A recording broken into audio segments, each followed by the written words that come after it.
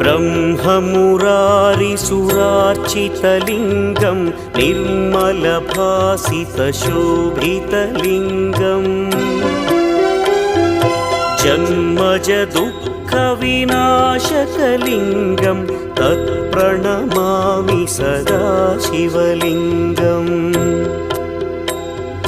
देवमुनिप्रवरार्चितलिङ्गं कामदहन करुणाकरलिङ्गम्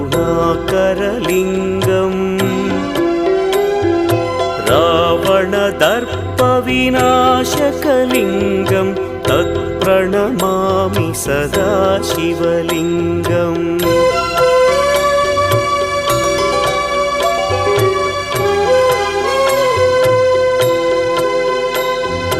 सर्वसुगन्धसुलेपितलिङ्गं बुद्धिविवर्धकलिङ्गम्